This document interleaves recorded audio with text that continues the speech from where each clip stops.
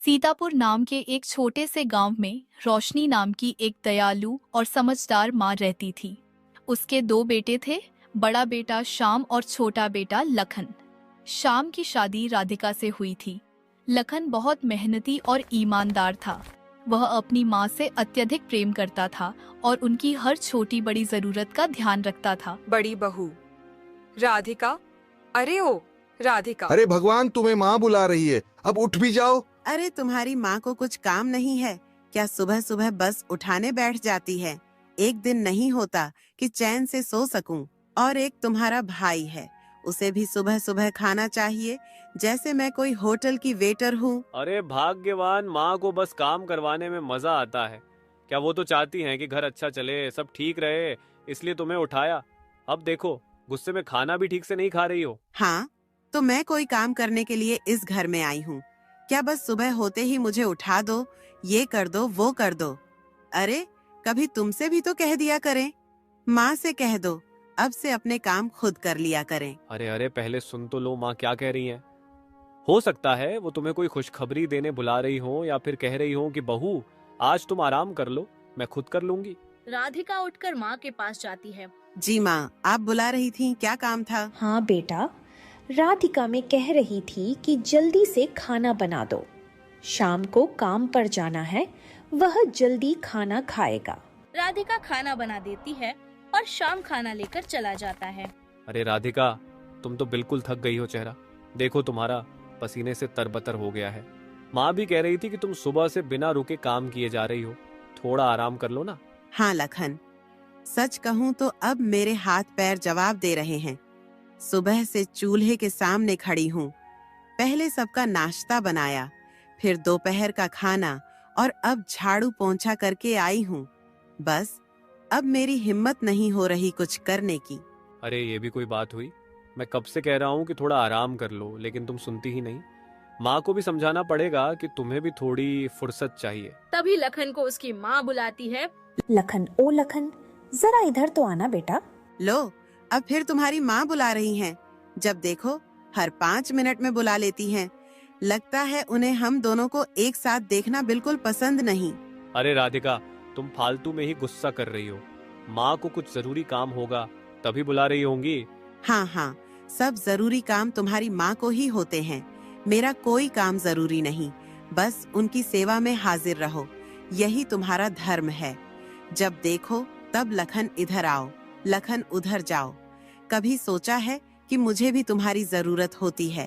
अरे ऐसा कुछ नहीं है राधिका, माँ उम्र दराज है, उन्हें हमारी जरूरत पड़ती है, और फिर वो कोई बेवजह तो नहीं बुलाएंगी ना। बस बस रहने दो, माँ को कोई काम नहीं होता। बस मुझे तुम्हारे साथ बैठा देख लेती है और बस बुलाने लगती है। पूरे दिन घर के काम में लगी रहती हूँ, तब तो कोई नहीं पूछता कि मैं कैसी हूँ। लेकिन हाँ, तुम्हारी माँ को जरा सा भी कुछ चाहिए होता है तो तुम्हें दौड़ कर जाना ही होता है। अरे मेरी प्यारी राधिका, तुम तो यूं ही नाराज हो रही हो। चलो शर्त लगाते हैं, मैं जाकर देखता हूँ कि माँ क्यों बुला रही हैं, और अगर वो कोई फालतू बात करेंगी तो आज से मैं हर बार तुम्हारी इजाजत लेकर ही उनके पास जाऊंगा। लखन अपनी माँ के पास जाता है। माँ बताइए क्या काम था, आपने मुझे क्यों बुलाया? बेटा, मेरी दवाई खत्म हो गई है। सुबह से ही घुटनों में बहुत दर्द हो रहा है, अब तो चलने फिरने में भी दिक्कत होने लगी है। तू जरा जी के यहाँ से जाकर मेरी दवाई ले आ बेटा। माँ आपने सुबह से बताया क्यों नहीं? इतनी तकलीफ में थी और फिर भी चुप बैठी रही। बेटा, तुझे पहले ही इतने काम रहते हैं, इसलिए तुझे परेशान नहीं करना चाहती थी। सोच रही थी कि शाम तक देख लूंगी, शायद आराम मिल जाए, लेकिन अब दर्द बढ़ता ही जा रहा है। माँ आप भी ना अपनी तकलीफें कभी बताती ही नहीं। मैं आपकी दवाई अभी लेकर आ जाता हूँ, आप मुझे पैसे दे दीजिए। हाँ बेटा, मैं तुझे पैसे देती हूँ, बस तू जल्दी से जाकर मेरी दवाई लेकर आ जा। भगवान तुझे खुश रखे बेटा। लखन राधिका को बताने के लिए जाता है क्या हुआ लखन, क्या कह रही थी तुम्हारी माँ इस बार? अरे कुछ खास नहीं, माँ की दवाई खत्म हो गई है और घुटनों में दर्द बढ़ गया है। मुझे वेद जी के पास जाकर दवाई लेकर आनी होगी।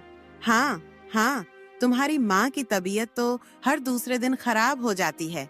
कभी घुटने दुखते हैं, कभी सिर दर्द होता है, कभी थकान रहती है, और तुम्हें तो हर बार उनके इशारे पर नाचना ही पड़ता है। राधिका, ये कैसी बातें कर रही हो माँ? सच में बीमार हैं, उनकी तकलीफ कोई बहाना नहीं है। अच्छा ठीक है, अब मेरी भी एक बात ध्यान से सुनो। हाँ बताओ राधिका, क्या बात है? माँ जो तुम्हें पैसे देंगी उसमें से थोड़े से पैसे रोक लेना और मेरे लिए कुछ खाने को लेते आना। ये तुम कैसी बातें कर रही हो राधिका? अगर मैंने पैसे रोक लिए तो दवाई के लिए कम पड़ जाएंगे और माँ की तबीयत और खराब हो सकती है। अरे वेद जी कोई बहुत बड़े डॉक्टर हैं, क्या 2 से 4 गोली कम देने से तुम्हारी माँ को कुछ नहीं होगा?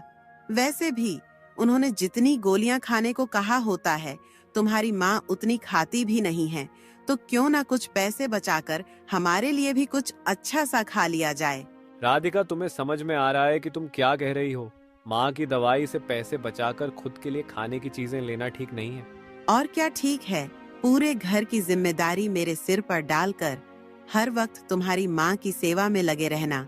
मैं भी इंसान हूँ लखन, मुझे भी कभी कभी अच्छा खाने का मन करता है। मैं कोई गुलाम नहीं हूँ जो सिर्फ दूसरों के लिए सोचे। ठीक है, अगर तुम इतना कह रही हो तो मैं तुम्हारे लिए कुछ खाने को ले आऊंगा, लेकिन दवाई के पैसे में से नहीं। अपनी कमाई से माँ की सेहत के साथ मैं कोई समझौता नहीं कर सकता। लखन माँ की दवाई लेने के लिए वेद जी के पास चला जाता है। वेद जी, जरा जल्दी से माँ की दवाई दे दीजिए। उनकी तबीयत कुछ ठीक नहीं लग रही और उनके पैरों में भी दर्द बढ़ गया है। हाँ लखन, मैं दे देता हूँ, लेकिन देखो बेटा, तुम्हारी माँ की तबीयत अब ज्यादा ठीक नहीं रहती। ये दवाई तो बस कुछ समय के लिए राहत देगी, लेकिन असली इलाज तो किसी अच्छे डॉक्टर से ही होगा। तुम उनके लिए किसी बड़े अस्पताल में दिखाओ। वेद जी, इतने पैसे कहाँ से लाऊं कि किसी बड़े डॉक्टर के पास ले जाऊं? खेत से जो थोड़ा बहुत कमाता हूं वो घर चलाने में ही खत्म हो जाता है। माँ का इलाज करवाने के लिए हजारों रुपए चाहिए होंगे और मेरे पास तो 1000 भी नहीं है। बेटा, मैं समझ सकता हूँ, गांव में ऐसे ही हालात हैं।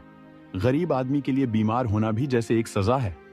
लेकिन देखो, अगर सही समय पर इलाज नहीं हुआ तो बाद में परेशानी और बढ़ सकती है। वेद जी, अभी तो आप अपनी यही दवाई दे दीजिए। फिलहाल माँ को दर्द से राहत मिल जाए, आगे मैं कुछ इंतजाम करने की कोशिश करूंगा। लखन वेद जी से दवाई लेकर और थोड़ा सा खाना पैक कराकर अपने घर आने लगता है। तभी शाम घर आ जाता है। भैया, माँ की तबीयत कैसी है? आप ठीक है ना? हाँ शाम, माँ की तबीयत अब कुछ ठीक लग रही है, लेकिन मैं बहुत चिंतित हूँ। मैं अभी अभी दवाई लेकर आया था, लेकिन डॉक्टर जी कह रहे थे कि माँ को किसी अच्छे डॉक्टर को दिखाना बहुत जरूरी है। अगर समय पर सही इलाज नहीं मिला तो माँ की तबीयत और बिगड़ सकती है। हाँ भैया, मैं भी यही सोच रहा था। माँ को हम ऐसे तकलीफ में नहीं देख सकते। हमें हर हाल में उनका अच्छा इलाज करवाना होगा। शाम, हमारे पास इतने पैसे नहीं हैं कि हम किसी बड़े डॉक्टर को दिखा सकें। गांव में जो इलाज हो सकता था वह तो कर दिया, लेकिन हमें शहर ले जाना पड़ेगा। वहां के डॉक्टर ज्यादा अच्छे हैं पर खर्चा भी ज्यादा आएगा। भैया, आप चिंता मत कीजिए, मैंने इस बारे में अपने सेठ जी से बात कर ली है। वह हमें ब्याज पर पैसे देने के लिए तैयार हैं। कल सुबह मैं जाकर उनसे पैसे लेकर आ जाऊंगा। फिर हम माँ को शहर के अच्छे डॉक्टर के पास ले जाकर उनका पूरा इलाज करवाएंगे। अगले दिन शाम अपनी सेठ के पास जाता है। सेठ जी, मैंने आपको पहले ही बताया था कि मेरी माँ की तबीयत बहुत खराब है। डॉक्टर ने कहा है कि अगर जल्द ही इलाज नहीं हुआ तो समस्या बढ़ सकती है। मैं आपकी दुकान पर इतने सालों से मेहनत कर रहा हूँ, ईमानदारी से अपना काम निभा रहा हूँ। अब जब मेरी माँ पर यह मुसीबत आई है तो आपसे विनती है कि मेरी मदद कीजिए। मुझे कुछ पैसे उधार चाहिए ताकि मैं उनका इलाज करा सकूं। हाँ शाम, मैं जानता हूं कि तुम बहुत ईमानदार और मेहनती हो।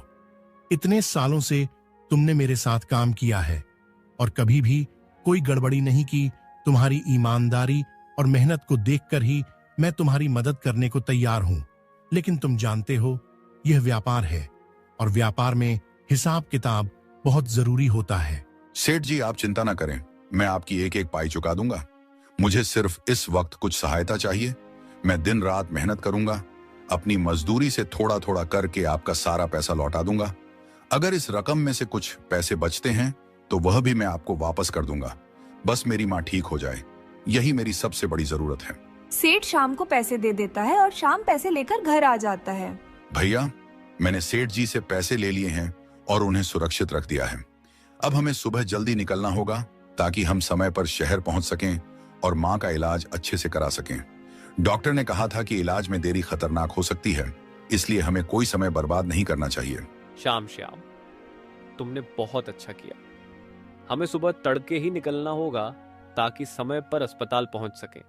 मैं भी सोच रहा था कि शहर में जाकर डॉक्टर से पूरी तरह सलाह लेनी चाहिए और माँ का पूरा इलाज करवा कर ही वापस लौटना चाहिए। अगर जरूरत पड़ी तो हम 1-2 दिन रुक भी सकते हैं, लेकिन माँ की सेहत से कोई समझौता नहीं होगा।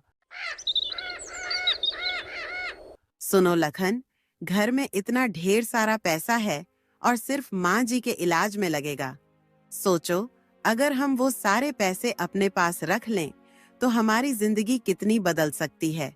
अब इस घर में सिर्फ तुम ही कमाने वाले हो, तो क्यों ना हम अपना अच्छा भविष्य सोचें। ये तुम कैसी बातें कर रही हो भाग्यवान? ये पैसा माँ की तबीयत के लिए आया है। श्याम ने सेठ जी से कर्ज लिया है, वो दिन रात मेहनत करके इसे चुकाएगा। अगर हम ये पैसे चुरा लेंगे तो माँ की तबीयत कैसे सही होगी? और अगर श्याम को पता चल गया तो सोचो क्या होगा। अरे, माँ की उम्र तो वैसे भी पूरी हो चुकी है। अब वो कितने दिन और झेंगी? सच कहूँ तो उन पैसों की जरूरत हमें ज्यादा है, न कि उन्हें।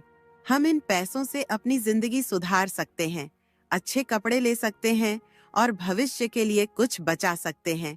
तुम क्यों इतने भोले बन रहे हो? जैसा मैं कहती हूँ वैसा ही करो। चुपचाप जाकर वो पैसे उठा लो और अपने कमरे में रख दो। राधिका, ये क्या कह रही हो तुम? माँ भगवान समान होती हैं और तुम चाहती हो कि मैं उनके इलाज के पैसे चुरा लूं। ये मेरा संस्कार नहीं है और न ही मैं ऐसा कर सकता हूँ। ये पैसा माँ की जिंदगी बचाने के लिए लाया गया है, न कि हमारे ऐशो आराम के लिए। मैं ऐसा पाप कभी नहीं कर सकता। लखन राधिका से साफ मना कर देता है कि वह माँ के इलाज के पैसे नहीं चुराएगा।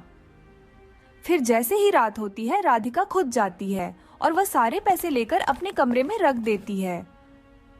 फिर जैसी ही सुबह होती है, शाम पैसे लेने जाता है। तभी वह देखता है कि पैसे वहाँ नहीं है। भैया, मैंने अलमारी में पैसे रखे थे, लेकिन अब वहाँ पैसे नहीं हैं। क्या पैसे नहीं हैं? ये कैसे हो सकता है? मुझे नहीं पता भैया, कल रात मैंने खुद अपने हाथों से अलमारी में रखे थे, लेकिन अब वहाँ कुछ भी नहीं है। अरे श्याम, अलमारी की चाबी तो तेरे पास ही थी ना, कहीं तूने किसी को तो नहीं दी? नहीं भैया, मैं तो हमेशा ध्यान रखता हूँ, लेकिन अब समझ में नहीं आ रहा कि पैसे कहाँ गए। लखन सोचने लगता है कि कहीं यह काम राधिका का तो नहीं है, क्योंकि कल रात वही बोल रही थी पैसे चुराने को। कहीं उसने खुद आकर माँ के पैसे नहीं चुरा लिए हो।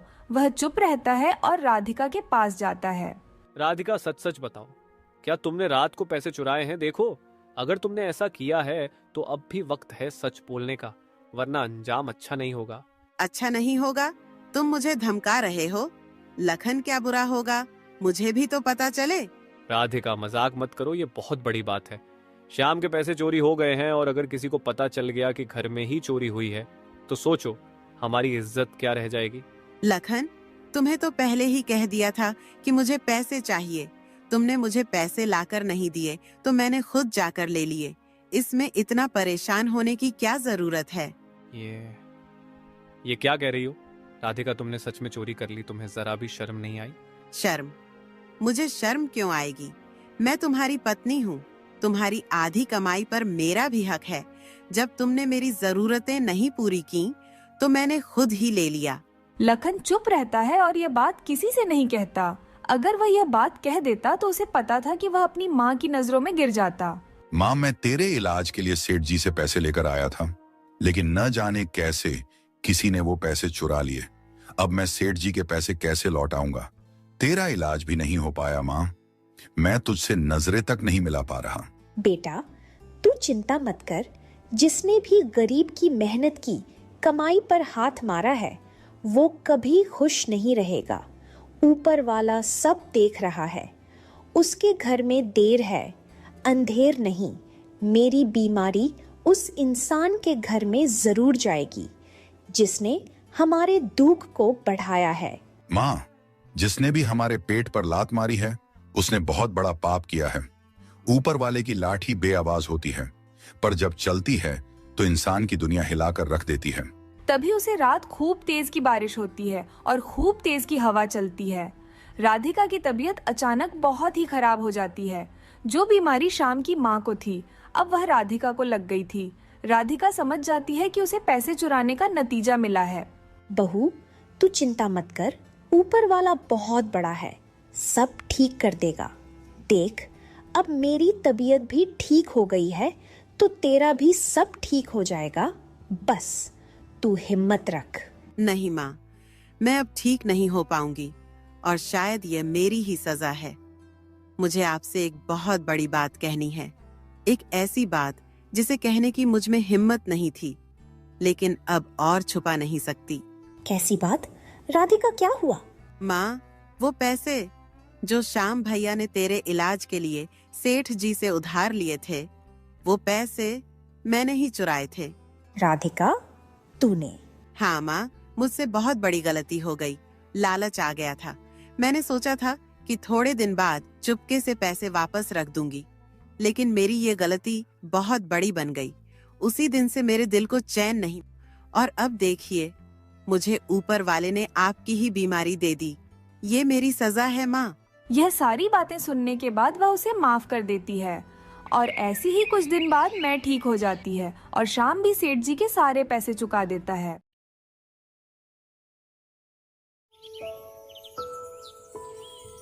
एक समय की बात है, शिवपुर नाम के एक गांव में बिरजू नाम का एक गरीब आदमी अपनी बीवी गीता और अपने बच्चे राघव के साथ रहता था।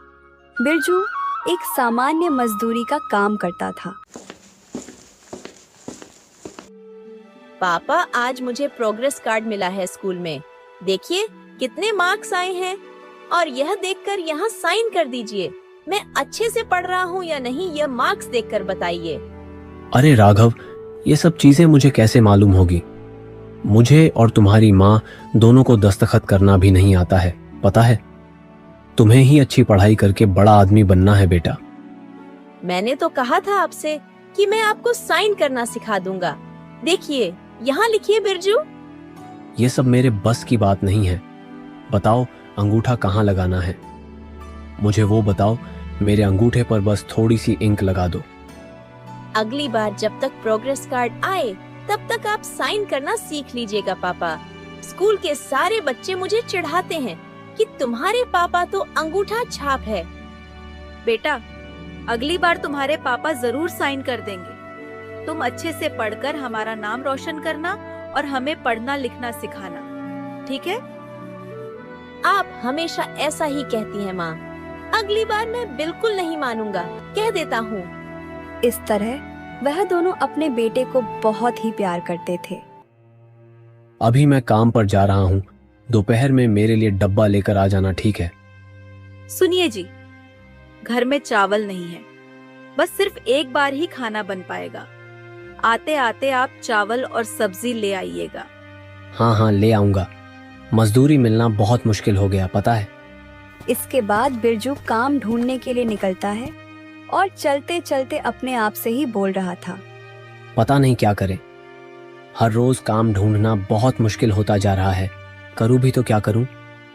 पता नहीं कौन काम देगा। ऊपर वाले से प्रार्थना करता हूं कि आज काम मिल जाए।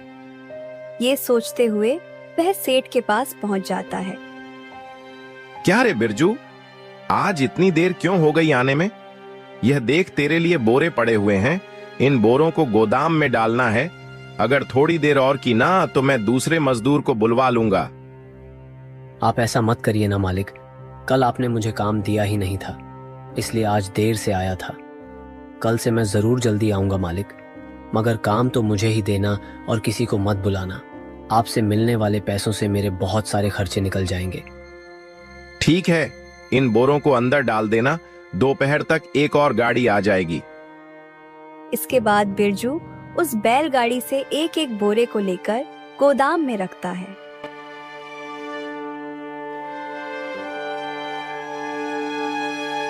सारी बोरियां रखने के बाद वो सेठ से कहता है, मालिक, सारी बोरियों को मैंने अंदर डाल दिया है, अब क्या करूं? अब क्या मजदूरी के पैसे चाहिए क्या? दे दूंगा ना। दोपहर तक एक और गाड़ी आएगी। बोला था ना तुमको, दोनों गाड़ियों की मजदूरी एक साथ ही दे दूंगा। तब तक जाके खाना खा के आ जाओ। जाओ। इसके बाद बिरजू नजदीक के ठेले पर खाना खाने के लिए जाता है। काका, 2 इडली देना। 2 इडली से भूख कैसे मिटेगी बिरजू? आज खाना नहीं लाए हो क्या घर से? नहीं काका, आज तो जब तक मैं निकला था घर से तब तक खाना तैयार ही नहीं हुआ था।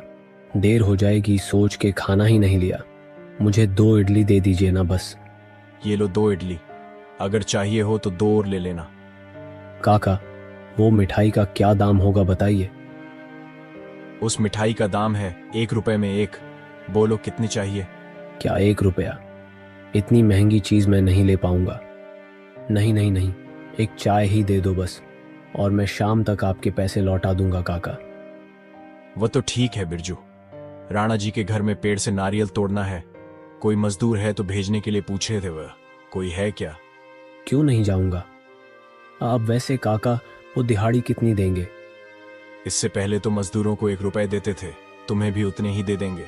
एक पेड़ के लिए पूरा 1 रुपया? मैं जरूर जाऊंगा काका, आप किसी को बताना मत, ठीक है? ठीक है। इसके बाद बिरजू फिर से काम पर आता है तो सेठ उस पर भड़क जाता है। क्या रे, कहां भी जाओ वहीं पर रहते हो क्या तुम? एक गाड़ी के लिए देख रहा था, 2 गाड़ियां आ गई। तुम शायद एक ही गाड़ी का सामान डाल सकोगे, तो फिर मैं दूसरे मजदूर को बुलवा लूं क्या? नहीं नहीं मालिक, वैसे इन सारे बोरों को मैं ही गोदाम में डालूंगा।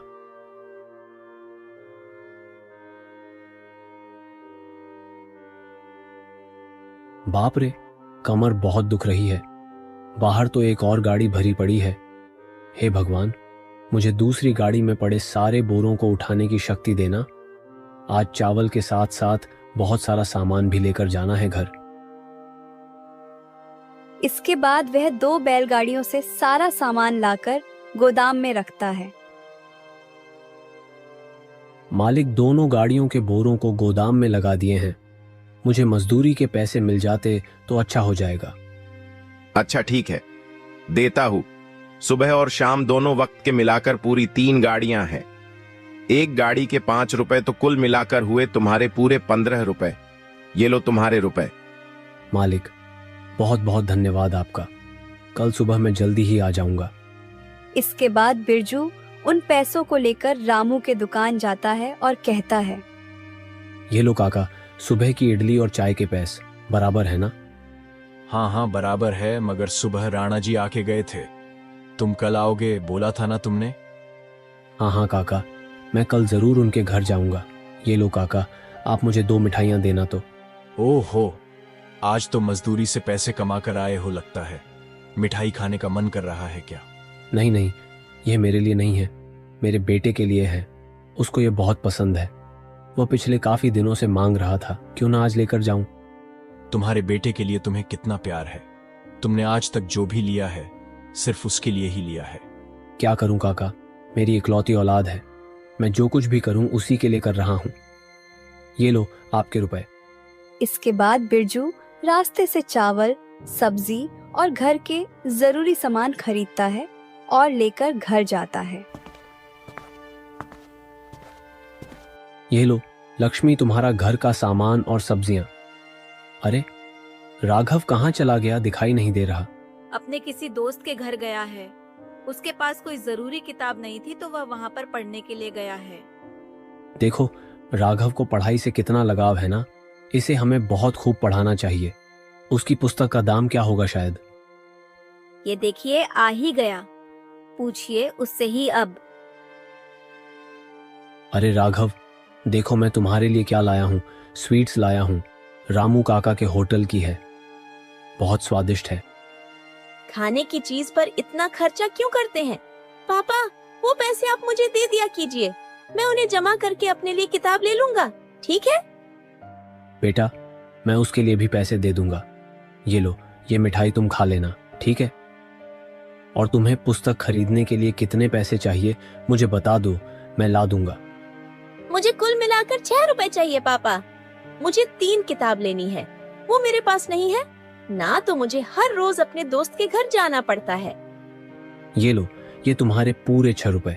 ठीक है, ले जाके पुस्तकें खरीद लेना, और तुम्हें और भी कुछ चाहिए तो मुझसे मांग लेना, मगर तुम्हें खूब पढ़ाई करनी होगी, ठीक है ना?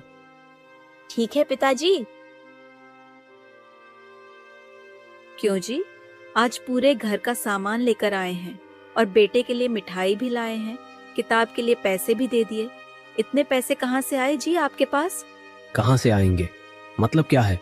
आज तो 2 गाड़ी से ज्यादा आई थी सेठ के पास। पूरे मिला के 15 रुपए आए थे आज मेरे पास। अच्छा, अगर रोज ऐसे ही पैसे मिले तो कितना अच्छा होगा जी। जब काम आता है तो इतना काम आता है, और नहीं आता है तो 2-3 दिन तक आता ही नहीं है। ऐसे कैसे चलेगा? अगर रोज काम मिलता रहे तो कितना अच्छा होगा। बहुत अच्छा होगा, मगर उन बोरियों को उठाने की ताकत भी तो मुझ में होनी चाहिए ना। आज बोरियों को उठाते वक्त मुझे कमर में कितना दर्द हुआ क्या बताऊं, मगर क्या कर सकते हैं, काम तो करना पड़ेगा ना। इस तरह कुछ साल बीत जाते हैं। राघव अपनी स्कूल की पढ़ाई पूरी कर लेता है। बाबा, आज तुम्हें मास्टर जी ने बुलाया है स्कूल में। मुझसे क्या काम होगा उन्हें? जो कुछ भी वह कहेंगे मुझे समझ में तो आएगा नहीं। तुम ही जाओ। नहीं बाबा, मास्टर जी ने आपको बुलाने के लिए कहा है, आपको आना ही पड़ेगा। चलिए ना मेरे साथ। इसके बाद बिरजू मास्टर जी से मिलने के लिए जाता है। नमस्कार मास्टर जी, आपने मुझे किस लिए बुलाया है? मुझसे कुछ जरूरी काम है क्या? देखो बिरजू, तुम्हारा बेटा पढ़ाई लिखाई में बहुत अच्छा है। यहाँ के सारे बच्चों से बहुत अच्छा पढ़ने वाला विद्यार्थी है। वो इसलिए मैं तुम्हें एक सलाह देता हूँ, राघव को शहर भेजकर जितनी ऊंची हो सके पढ़ाई करवाओ। वहाँ की पढ़ाई यहाँ की पढ़ाई से बहुत बेहतर होती है। अगर तुम्हारा बेटा शहर में जाकर पढ़ेगा तो बहुत अच्छी नौकरी मिलेगी। बिल्कुल मास्टर जी, आप जैसा कहेंगे वैसा ही होगा। इसके भविष्य के लिए मैं कुछ भी करूंगा। बस मेरे जैसे मजदूर नहीं बनना चाहिए। एक काम करना, मुझे जो भी बोलना है राघव को समझा देना, क्योंकि वो बातें मुझे समझ में नहीं आने वाली हैं। मैंने तो ये सारी बात राघव को बोल दी है, मगर वहां पे पढ़ाई लिखाई का खर्चा बहुत ज्यादा आता है। बहुत सारे पैसे भरने होते हैं। उधर फीस के रूप में तुम उसके लिए तैयार हो क्या? आप खर्चे की परवाह मत कीजिए मास्टर जी, आप बस उसे खूब पढ़ाना लिखाना और कुछ नहीं। ठीक है, तुम जैसे अच्छा पिता मिलना राघव का सौभाग्य है। अब तुम जा सकते हो। मास्टर जी के कहने पर राघव को शहर के एक अच्छे से कॉलेज में दाखिला करवाता है।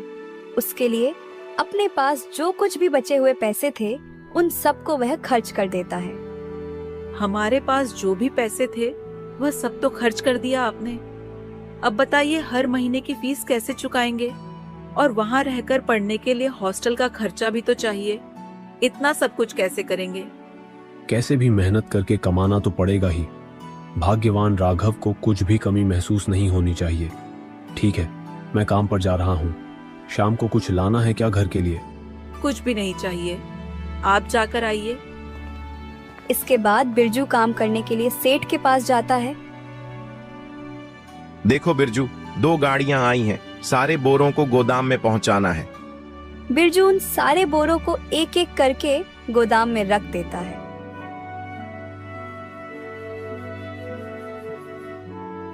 सारी बोरियां अंदर रख दी है मालिक। ये लो मेहनत की कमाई, पूरे 10 रुपए।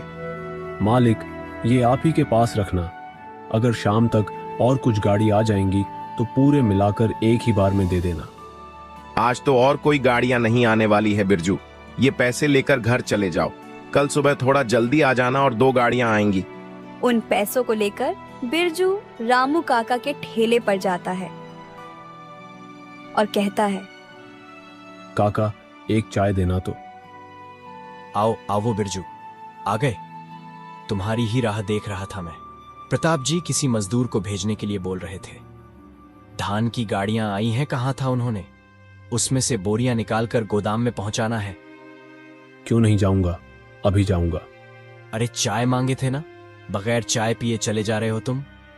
वापस आके पी लूंगा। अगर इतने में उन्हें कोई नया मजदूर मिल गया तो मेरा तो काम छूट जाएगा ना। तुम्हारे बेटे के पढ़ाई लिखाई के लिए कितना मेहनत कर रहे हो तुम।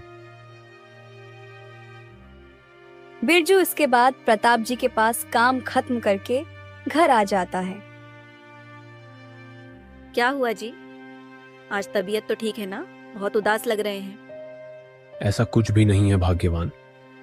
आज के दिन 4 गाड़ियों के बोरे उठाने पड़े थे मुझे, तो कमर कुछ ज्यादा ही दुख रही है आज। इतनी बार कहा है ज्यादा काम मत करिए, अब देखिए कमर दर्द हो रहा है। जब हमें काम चाहिए तब काम नहीं मिलता, इसलिए जब मिलता है तब कर लेना चाहिए, तभी थोड़े रुपए हम कमा सकेंगे। ऊपर से राघव को पैसे से भेजने का समय भी नजदीक आ रहा है। देखिए सारी कमाई अब उसके पढ़ाई में खर्च हो रही है। अगर वह गांव में ही पढ़ता तो इतना कष्ट नहीं होता ना। वह बहुत अच्छा पढ़ता है गीता। हम अगर उसको एक अच्छी सी कॉलेज में दाखिल कराएंगे तो उसका भविष्य उज्जवल होगा ना, इसीलिए मैं इतनी मेहनत कर रहा हूँ। ठीक है, तुम ये बातें भूल जाओ, पहले कुछ खा के सो जाते हैं, कल जल्दी आने के लिए सेठ ने बोला है मुझे। इस तरह बिरजू हर छोटा बड़ा काम करते हुए एक एक रुपया भी ना जोड़ते हुए सारे पैसे इकट्ठा करता है। उन पैसों को लेकर पोस्ट ऑफिस जाता है। देखिए पोस्ट मास्टर जी, ये कुछ पैसे मेरे बेटे को भेजने हैं। देखो बिरजू, तुम हर महीने इतने सारे पैसे अपने बेटे को भेजते हो, आखिर बेटा पढ़ क्या रहा है? आखिर अब मुझे क्या पता, पढ़ाई का इतना खर्चा होगा बोल के वह मुझे संदेश भेज देता है। मैं उतनी ही रकम उसे आपके द्वारा भेज देता हूँ। मैं तो अनपढ़ गवार हूँ, मुझे क्या पता। ये लो रशीद, कम से कम एक बार जाकर वहां देखकर तो आओ, तुम्हारा बेटा क्या पढ़ रहा है, क्या कर रहा है। वो फिजूल के खर्चे नहीं करने वाला मास्टर जी। ऊपर से मेरे शहर जाने और आने के लिए खर्चा लग जाएगा वो अलग, इसलिए मैं नहीं जा रहा। ऐसे ही कुछ समय बीत जाता है। एक दिन वह पैसे भेजने के लिए पोस्ट ऑफिस आता है तो उसे अजय जी मिलते हैं, जिनकी बिरजू की पहले से कुछ जान पहचान थी। अरे बिरजू, कैसे हो तुम मालिक? अजय जी मालिक, आपको देखे मुझे कितने महीने हो गए हैं। पहले तो आप रामू काका के ठेले में हर रोज आते थे ना, अब आप कहाँ पे काम कर रहे हो? मैं शहर में एक बड़ा दफ्तर में बड़ा अफसर का काम कर रहा हूँ। कुछ चिट्ठी भेजने के लिए आए हो क्या यहाँ पे? नहीं मालिक, मेरा बेटा शहर में ऊंची पढ़ाई कर रहा है, उसको पैसे भेजने के लिए मैं यहाँ आया हूँ। तुम वैसे ही मजदूरी कर रहे हो या दूसरा काम भी करते हो? वही मजदूरी कर रहा हूँ मालिक, मैं तो एक अनपढ़ गवार हूं ना, इस मजदूरी के अलावा मुझे क्या ही आएगा। मेहनत करके मेरे बेटे को बस पढ़ा रहा हूँ। महीने में आखिर कितना कमा रहे हो और बेटे को कितना भेज रहे हो? महीने में 1000 लगभग कमा रहा हूँ मालिक। मेरे बेटे को मैं उनमें से 700 रुपए तो भेज ही देता हूँ, बाकी के 300 से घर चला लेता हूँ मैं। उसकी पढ़ाई के लिए इतने पैसे भेज रहे हो, बहुत मेहनत कर रहे हो। मेरे पास एक काम है। अच्छा, क्या काम है मालिक? देखो, मैं तुम्हें 1 महीने का 1500 रुपए दूंगा शहर में, मेरे ऑफिस में काम करोगे। ज्यादा काम नहीं रहेगा, बस हर सुबह आकर दफ्तर को साफ करना है, वहां के लोगों को चाय पानी पिलाना है। और वैसे भी तुम्हारा बेटा तो शहर में रह ही रहा है, तो क्या दिक्कत है? मालिक, शहर में नौकरी? मैं आपके पास जरूर आऊंगा मालिक, मगर वहां पे घर का किराया बहुत ज्यादा होगा ना। अरे नहीं, तुम्हें एक अच्छा सा घर भी दे दूंगा रहने के लिए, तुम वहीं पर रह सकते हो। उसके लिए तुम्हें कुछ भी किराया नहीं देना पड़ेगा। तो फिर मैं जरूर आऊंगा मालिक। मैं अभी जाकर इस बात को मेरी बीवी को बता देता हूँ। मुझे इतनी अच्छी नौकरी देने के लिए आपका कैसे शुक्रिया अदा करूं, मुझे कुछ भी समझ में नहीं आ रहा है। मैं तुम्हें बहुत सालों से देख रहा हूं बिरजू, बहुत मेहनत करते हो तुम। हमारे दफ्तर में जो काम करता था वह चला गया, उसकी जगह पर तुम्हें नौकरी देने के लिए मैंने बोला है। तुम जल्दी से आके काम संभाल लेना। इसके बाद बिरजू अपनी पत्नी को सब बताकर वह शहर जाने के लिए तैयार हो जाता है। अब तो तनख्वाह भी बढ़ गई है जी, अब अलग से काम करने की कोई जरूरत नहीं है, सब ठीक हो गया है। मैंने तो ये सारी बातें आज से बहुत पहले सोच ली थी। अजय जी भी बहुत अच्छे आदमी हैं। इस तरह बिरजू शहर के पास से एक दफ्तर में काम करता है। एक दिन वो अपने बेटे के हॉस्टल जाता है तो उसका बेटा उसे देखकर बोलता है, यहाँ क्यों आए हो बाबा? अगर तुम्हें मेरे दोस्त देखेंगे तो बोलेंगे। कि एक मजदूर का बेटा है, ऐसा कहकर मेरी खिल्ली उड़ाएंगे। आज से हॉस्टल में मत आना, मैं ही घर आ जाऊंगा। अभी आप चले जाइए। बात वो नहीं है बेटा, मैं तुम्हारे लिए अच्छी अच्छी स्वीट्स लेके आया हूँ बेटा। अब मुझे यहाँ वहाँ से बेहतर स्वीट मिलते हैं, अब जाओ ना बाबा। वहां से लौटने के बाद बिरजू का मन बहुत दुखी हो जाता है, मगर वह इन सारी बातों को अपनी पत्नी से नहीं बताता है। इस तरह कुछ समय के बाद राघव की पढ़ाई खत्म हो जाती है। तब वह बिरजू के रहने वाले घर पर आता है। कितने दिनों बाद घर आए हो बेटा? इतना पास रहकर भी आने का मन नहीं करता। तेरे पिताजी से जब भी जाने को कहूँ तो पढ़ाई में बाधा होगी ऐसा कहते हैं, और तेरे पास जाने ही नहीं देते। अरे वह वहां पर ठीक से पढ़ रहा है, अच्छी तरक्की कर रहा है, हम जाके खामखा उसका क्यों समय बर्बाद करें? अब तो तुम्हारी पढ़ाई खत्म हो गई है, अब तुम क्या करने जा रहे हो? वही बात बताने के लिए आज मैं यहाँ आया हूँ। कल मेरा इंटरव्यू है एक दफ्तर में, वह भी बाबा के ऑफिस में। वह बहुत बड़ा ऑफिस है, उसमें नौकरी मिलना बहुत बड़ी बात है मेरे लिए। हाँ, ये तो ठीक है बेटा। ठीक समय पर वहाँ हर महीने पगार देते हैं, और तो और पगार भी बढ़ा देते हैं। अगर तुम्हें वहाँ नौकरी मिल गई तो तुम्हारा भविष्य उज्जवल हो जाएगा। वो सब तो ठीक है, मगर अगर मैं उस दफ्तर में ऊंचे दर्जे पर नौकरी करूंगा और तुम उसी दफ्तर में चाय कॉफी पिलाओगे तो कैसा लगेगा? इसीलिए तुम उस दफ्तर में किसी को मत बताना कि मैं तुम्हारा बेटा हूँ और मैं शहर की दूसरी जगह पर रहूंगा। यही बात बोलने के लिए मैं आया था, अब जा रहा हूँ मैं। हाँ, जो तुम कह रहे हो वह भी ठीक है। अफसर, पिता की चाय कॉफी देने वाले नौकर के हैसियत से वहाँ कैसे रह सकता है बताओ? तुम मेरे बेटे हो, ये बात मैं किसी से नहीं बोलूंगा बेटा। इस तरह इंटरव्यू के बाद राघव को वहीं पर नौकरी मिल जाती है। अगर उसके पिता कभी सामने आते हैं तो राघव अनजान बन जाता है। इस तरह से कुछ दिन बीत जाते हैं। राघव की माँ बहुत बीमार हो जाती है। इस बात को राघव से कहने के लिए बिरजू उसके पास आता है। इतनी छोटी सी बात बोलने के लिए क्यों आए हो बाबा? ऊपर से इतना नजदीक आकर भी बोल रहे हो, देखने वाले क्या समझेंगे? अब जाओ आप, मैं बाद में घर आऊंगा।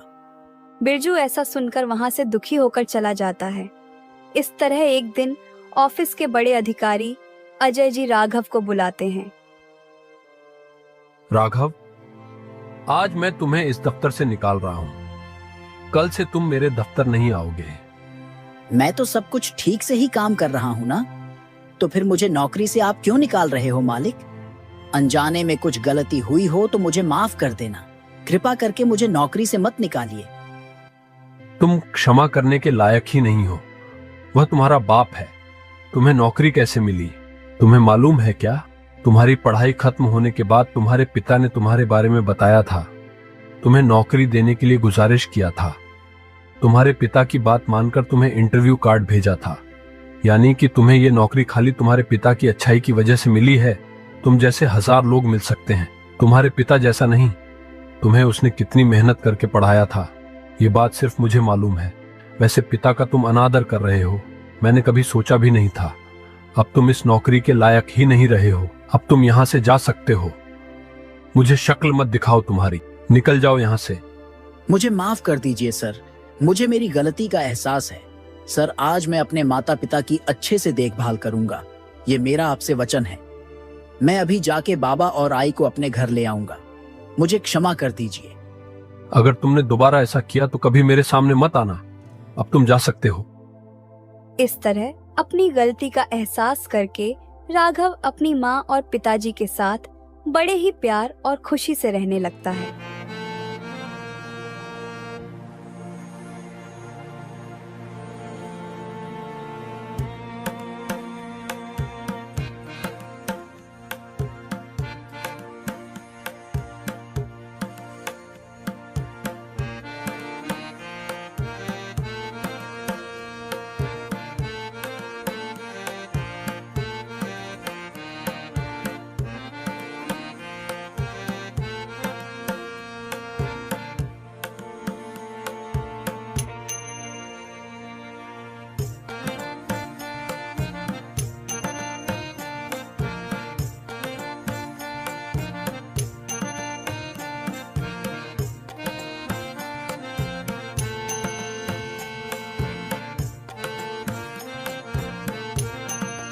हमारी कहानी आपको अच्छी लगी हो तो हमारे चैनल को लाइक और सब्सक्राइब करके एक प्यारा सा कमेंट जरूर करें।